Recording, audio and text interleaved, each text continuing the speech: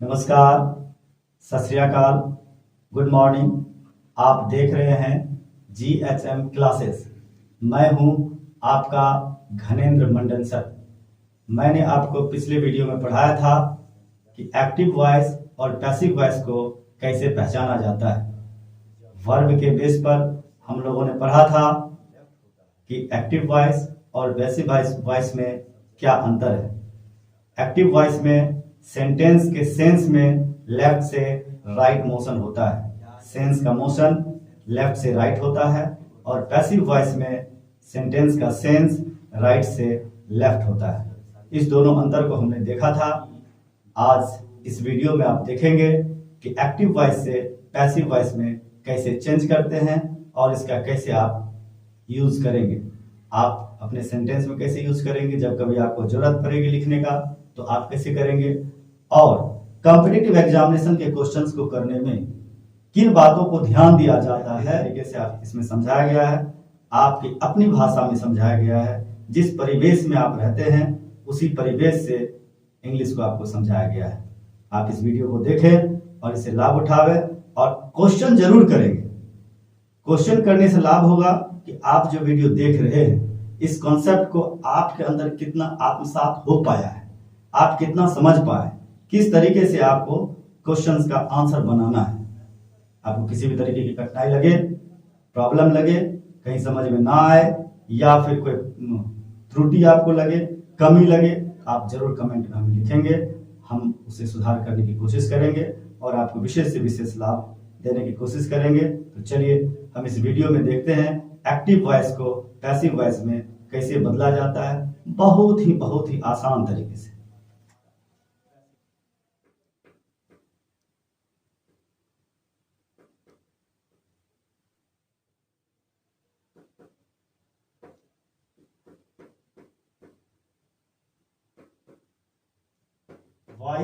Voice के दो part हैं, एक्टिव और पैसिव। एक होता है एक्टिव वॉइस, एक होता है पैसिव वॉइस।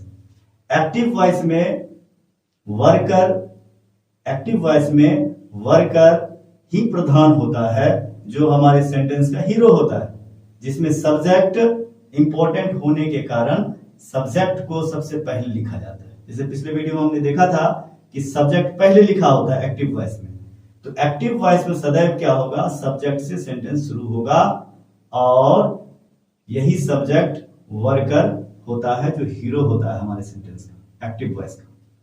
पैसिव वॉइस में क्या है कि वर्क जो किया जाता है, सब्जेक्ट जो वर्क किया उसका जिस पर इफेक्ट पड़ता है, सब्जेक्ट ने जो वर्क किया, वर्क का जो इफेक्ट आया, उस इफेक्ट को जब हम हीरो बनाते हैं, इंपॉर्टेंस देते हैं और इसको जब पहले लिखना चाहते हैं, तो वही ऑब्जेक्ट क्या हो जाता है, हमारा पैसिव वॉइस का सब्जेक्ट बन जाता है। और ऑब्जेक्ट इंपॉर्टेंट होने के कारण यह क्या कहलाता है, हमारा पैसिव वॉइस कहलाता है। अब चलते हैं सेंटेंस में। सेंटेंस में एक्टिव वॉइस में हम लोग एक्टिव वॉइस में सेंटेंस कैसे लिखते हैं, तो पहले सब्जेक्ट लिखते हैं, फिर वर्ब लिखते हैं, फिर ऑब्जेक्ट लिखते हैं।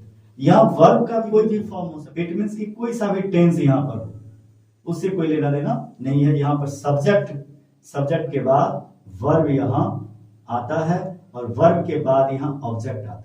सब्जेक्ट वर्ब ऑब्जेक्ट, यही मैंने लास्ट वीडियो में बताया था आपको। लास्ट क्लास में हमने बताया था कि सब्जेक्ट वर्ब ऑब्जेक्ट, काम करने वाले ने काम किया, काम का असर हुआ, काम करने वाले ने काम किया, काम का असर हुआ, तो मोशन ऑफ सेंस किधर, लेफ्ट टू राइट हो जाता है। यही हमारा एक्टिव वॉइस हो गया। अब एक्टिव वॉइस से पैसिव वॉइस में कैसे चेंज करेंगे, एक्टिव वॉइस से पैसिव वॉइस में कैसे चेंज करेंगे, इसी चीज को हम लोग अभी एकदम सिंपल वे में, सिंपल तरीके से हम लोग देखेंगे। यहाँ पर चूंकि यहाँ एक्टिव वॉइस में सब्जेक्ट हमारा हीरो है, इंपॉर्टेंस है, इसलिए हमने सब्जेक्ट से शुरू किया। अब पैसिव वॉइस में हमें क्या करना है, ऑब्जेक्ट को हीरो बनाना है। तो ऑब्जेक्ट लाएंगे कहां से भाई, ऑब्जेक्ट लाएंगे एक्टिव वॉइस का ऑब्जेक्ट, एक्टिव वॉइस का ऑब्जेक्ट पैसिव वॉइस का सब्जेक्ट बनेगा। यह उठ करके यहां ऑब्जेक्ट आएगा और यही ऑब्जेक्ट क्या कहलाएगा, पैसिव सब्जेक्ट, पैसिव सब्जेक्ट कहलाएगा। ठीक है, एक्टिव वॉइस का ऑब्जेक्ट उठ करके यहां आएगा और यही पैसिव सब्जेक्ट कहलाएगा, पैसिव वॉइस का। आगे चलते हैं। इस सब्जेक्ट को, एक्टिव वॉइस के सब्जेक्ट को उठा करके हम लाएंगे यहां पैसिव वॉइस का ऑब्जेक्ट बनाएंगे। इसको क्या करेंगे? पैसिव वॉइस का ऑब्जेक्ट बनाएंगे। ये कहलाएगा क्या? Passive object. या क्या कहलाएगा? Passive object. आगे चल करके देखेंगे इस पैसिव ऑब्जेक्ट को लिखने की कोई विशेष आवश्यकता नहीं होती है। अगर इंफॉर्मेशन देना चाहते हैं पैसिव वॉइस में तो लिखेंगे, अगर नहीं भी लिखें तो कोई विशेष बात नहीं है। चलिए, ऑब्जेक्ट को हमने सब्जेक्ट बना लिया, सब्जेक्ट को ऑब्जेक्ट बना लिया।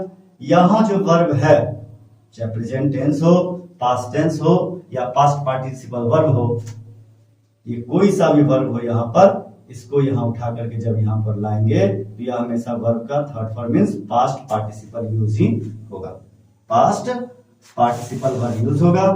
अब इसके बाद देखते हैं, चूंकि यह वर्ब, यहां वर्ब एक ही वर्ब तो यूज होगा नहीं, एक से अधिक वर्ब यूज हो सकते हैं। हेल्पिंग वर्ब हो सकता है, मॉडल वर्ब हो सकता है, उसके बाद मेन वर्ब का यूज होगा। हमने यहां पर केवल बात किया मेन वर्ब, एक्शन वर्ब का थर्ड फॉर्म यहां पर यूज करेंगे। ठीक, अब इस वर्ब का जो टाइम है, टाइम और टेंस जो है, उस टेंस को यहां पर हम बदलेंगे। यहां लिख देंगे क्या? टेंस। कौन सा टेंस यहां पर है, तो किस टेंस में यहां पे आएगा, इसके लिए कौन सा यूज किया जाएगा? एक्टिव वर्ब में, एक्टिव वर्ब जो है, एक्टिव वॉइस जो है, इसका जो कुछ भी टाइम है, टेंस है, उस टेंस को हम यहां पर किस में बदलेंगे? इसको हम यहां पर बदलते हैं। उसके बाद हमारा यहां तो हो गया। यहां पर अगर इसी को लिखें हम कि अब सब्जेक्ट हो गया, सब्जेक्ट हो गया, फिर यहां पे हमने टेंस लिख दिया, फिर यहां पे वर्ब का, मेन वर्ब का, एक्शन वर्ब का थर्ड फॉर्म लिख दिया। अब इसके बाद हमने तो ऑब्जेक्ट यहां पे ले लिया, पैसिव ऑब्जेक्ट तो ले लिया। अब ये पैसिव ऑब्जेक्ट हम एडिशनल रूप से जोड़ रहे हैं इसमें, एडिशनल इसमें इंफॉर्मेशन देने की कोशिश कर रहे हैं ना, तो इसे लिखने से पहले हम रिलेट करने वाले एक शब्द होते हैं जिसको प्रीपोजिशन कहते हैं। प्रीपोजिशन, प्रीपोजिशन को हम यहां पर लिखेंगे। किसको लिखेंगे? प्रीपोजिशन को। और इसके बाद हम यहां पर passive object, subject, tense, verb का थर्ड फॉर्म, प्रीपोजिशन और पैसिव वॉइस का ऑब्जेक्ट या पैसिव वॉइस ऑब्जेक्ट। पहला, दूसरा, तीसरा और फोर्थ और फिफ्थ, ये 5 ऐसे नियम बनेंगे। 1 2 3 4 5। इसका मतलब सब्जेक्ट, टेंस, वर्ब का थर्ड फॉर्म, एक प्रीपोजिशन, पैसिव ऑब्जेक्ट को रिलेट करने के लिए। इस 5 रूल के द्वारा, 5 रूल्स के थ्रू हम किसी भी एक्टिव वॉइस को पैसिव वॉइस में बदलने में सक्षम होंगे। तो चलते हैं रूल नंबर फर्स्ट देखते हैं। रूल नंबर, एक्टिव वॉइस के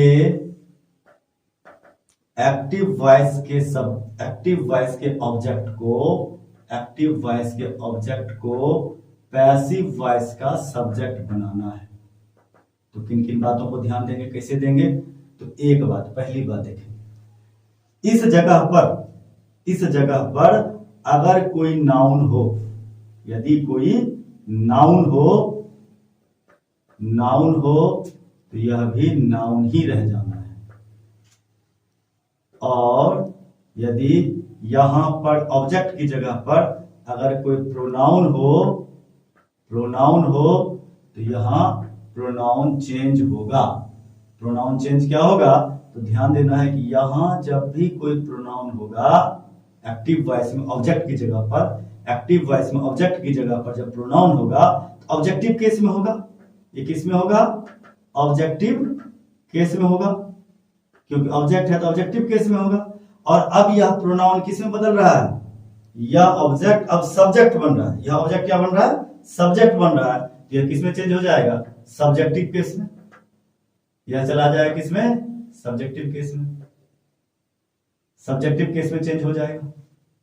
तो यहां पर देखते हैं, जैसे आई, यहां पर क्या है? मी आ जाएगा, मी रहेगा, मी से आई में चेंज होगा, अस से वी में, यू से यू में रहेगा, हिम से ही में, हर से शी में, इट से, इट में, देम से किस में चेंज हो जाएगा, देम। चल एक छोटा सा एग्जांपल देख लेते हैं, एक छोटा सा एग्जांपल देखते हैं कि इसमें क्या है। इस एग्जांपल के बेस पर देखते हैं। एग्जांपल है यस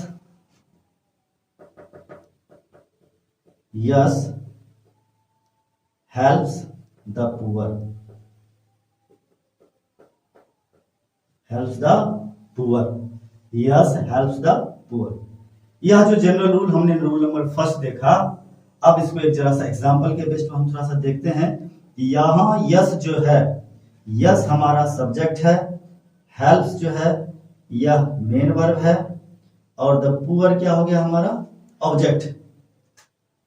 यस सब्जेक्ट है, हेल्प्स मेन वर्ब है, द पुअर क्या है, ऑब्जेक्ट है।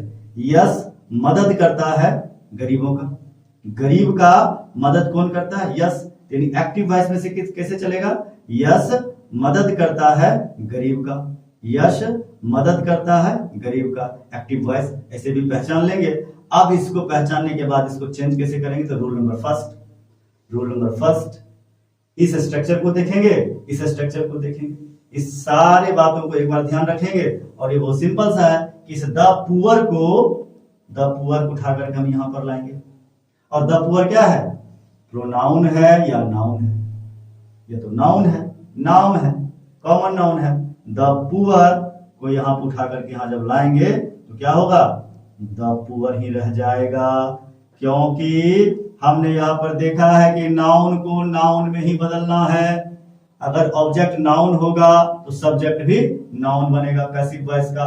यहां पर हमारा एक्टिव वॉइस का ऑब्जेक्ट द पुअर है और सब्जेक्ट क्या बन करके आएगा यहाँ पैसिव वॉइस का, द पुअर ही उठ करके आएगा। तो यहाँ पर उठाकर द पुअर लाएंगे और बाकी अगले रूल में देखेंगे, आगे देखेंगे क्या होता है। एक्टिव वॉइस का द पुलिस सब्जेक्ट हो गया, यह वर्ब हो गया, यह ऑब्जेक्ट हो गया। हमें तो अभी फिलहाल रूल नंबर 1 पे ऑब्जेक्ट को ही देखना है, इस ऑब्जेक्ट को देखना है, इस ऑब्जेक्ट को देखना है। यह ऑब्जेक्ट ऑब्जेक्टिव केस में है, इस ऑब्जेक्टिव केस वाले हिम को पैसिव वॉइस का सब्जेक्ट बनाएंगे। तो हिम का हमने क्या देखा, हिम का ही बनाएंगे। तो यहां पर क्या आ जाएगा, यह उठ करके आ जाएगा ही, यहां क्या लिखेंगे, ही। और इसके बाद आगे क्या होगा, यह रूल नंबर 2 में हम लोग देखेंगे। चलिए रूल नंबर 2 में देखते हैं। रूल नंबर दूसरा कहता है क्या, रूल नंबर 2 में आपने देखा वीडियो में क्या कि टेंस को देखना है। एक्टिव वॉइस का क्या टेंस है, तो पैसिव वॉइस का किस रूप में चेंज आएगा, क्या लिखेंगे। चलिए देखते हैं। सबसे पहला है टेंस में present indefinite, present main verb का फर्स्ट फॉर्म दिखेगा, या मेन वर्ब के फर्स्ट फॉर्म के साथ एस या ईएस जब लगा रहे सेंटेंस में, तो आप इसको समझेंगे प्रेजेंट इंडेफिनिट टेंस है। और इसको आप किस में बदलेंगे, एम इज आर। ऐसा क्यों करेंगे, प्रेजेंट इंडेफिनिट टेंस में active voice present indefinite tense में होता है। तो डू डज मेन वर्ब का फर्स्ट फॉर्म और इसके साथ जब एस या एस लगा होता है तो यही इसका टेंस बताता है। यह जब इसका समय बताएगा तो समय बताने वाले वर्ड भी आपको पैसिव वॉइस में देना होगा। जो प्रेजेंट को कौन बताता है, जब आप वर्ब पढ़ेंगे तो वर्ब में देखेंगे am is are, has have, am is are, has have, do does, जो क्या बताता है, प्रेजेंट टाइम को बताता है। प्रेजेंट को बताएगा तो यहां पर हमें आवश्यकता किसकी है, प्रेजेंट इंडेफिनिट की। तो एम इज आर हम यहां पर यूज करेंगे। रूल नंबर 3 को स्पेशल अलग से देखेंगे, फिर भी हम यहां पर लिख देते हैं कि एम इज आर के साथ मेन वर्ब का थर्ड फॉर्म यूज होगा, कोई दिक्कत नहीं। चलिए सेकेंड, यहां पर रूल नंबर सेकेंड का दूसरा टेंस देखते हैं। अगर आपके पास प्रेजेंट कॉन्टिन्यूअस टेंस हो तो फिर इसको किस में बदलेंगे। आप जानते हैं कि यहां पर प्रेजेंट कॉन्टिन्यूअस को कैसे पहचानेंगे, एम इज आर के साथ मेन वर्ब का पहला फॉर्म हो और उसके साथ आईएनजी लगा हो तो यही हमारा प्रेजेंट कॉन्टिन्यूअस टेंस होता है। और इसको किस में बदलेंगे तो समय यहां एम इज आर है, एक्टिव वॉइस में एम इज आर है जो क्या बताता है प्रेजेंट को बताता है। तो प्रेजेंट को बताने के लिए यहां पर भी यूज करेंगे। प्रेजेंट को बताने के लिए क्या लिखेंगे एम इज आर, प्रेजेंट को बताने के लिए एम इज आर यूज करेंगे। अब देखना है यहां V1 प्लस आईएनजी जो लिखा हुआ है मेन वर्ब के साथ आईएनजी, यह कॉन्टिन्यूटी को बताता है। कॉन्टिन्यूटी को बताने के लिए लगातार के बोध का होने के लिए आपको यहां पर भी क्या करना पड़ेगा, एक आईएनजी वाला वर्ब फिक्स्ड है जो क्या है बीइंग, हो रहा है, हो रहा है। तो बीइंग लिखेंगे। इसके बाद इसका जो मेन वर्ब है इसका हमेशा तो वर्ब का थर्ड फॉर्म यूज होगा।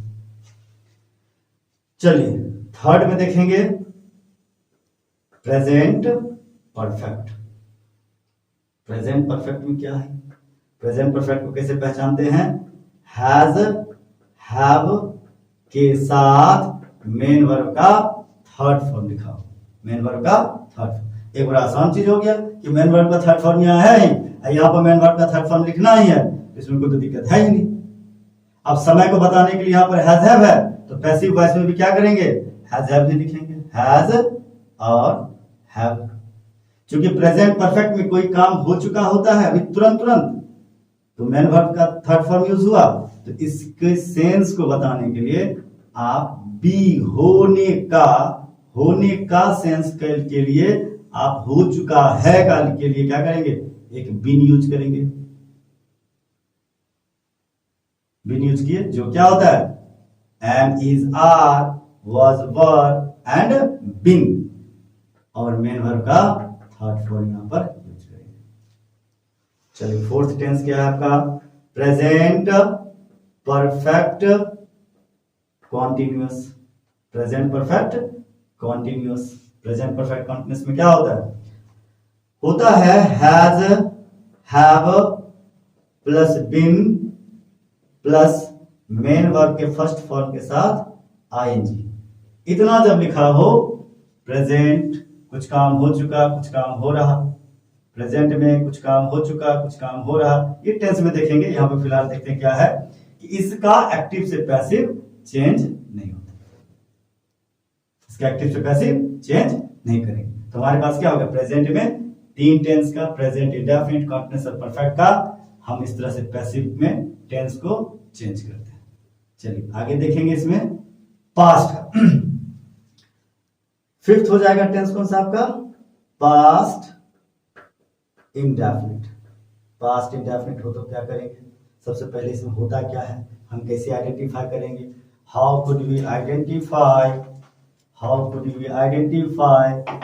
The past indefinite tense.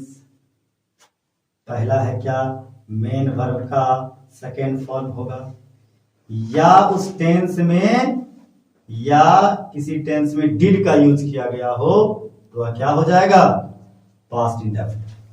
Main verb का थर्ड फॉर्म या डिड हो तो वो पास्ट इंडेफिनिट होगा। पैसिव में क्या चेंज करेंगे, टाइम का बोध कराने के लिए, पास्ट टाइम को बोध कराने के लिए वॉज वर तो लिखना ही होगा, वॉज वर लिखेंगे, वॉज वर लिख दिया, और इसके बाद मेन वर्ब का थर्ड फॉर्म ने लिख दिया, वॉज वर के साथ मेन वर्ब का थर्ड। सिक्स्थ आपका आता है, सिक्स्थ है past continuous.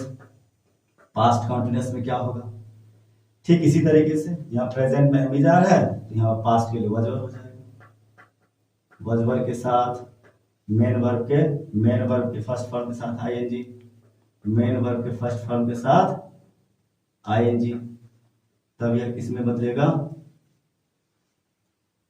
Was were plus being plus main verb का थर्ड फॉर्म। सेवंथ हो जाएगा पास्ट परफेक्ट। पास्ट परफेक्ट में क्या है हैड प्लस मेन वर्ब का थर्ड फॉर्म। तो यहाँ पे हो जाएगा had been plus main verb third form. 8th में हो जाएगा पास्ट परफेक्ट कॉन्टिन्यूअस। इसमें क्या होगा, had been plus main verb के फर्स्ट फॉर्म के साथ आईएनजी और इसका चेंज नहीं। 9th में होगा फ्यूचर इंडेफिनिट। फ्यूचर इंडेफिनिट में क्या होता है, फ्यूचर इंडेफिनिट में शैल और विल का यूज होगा प्लस मेन वर्ब का फर्स्ट फॉर्म।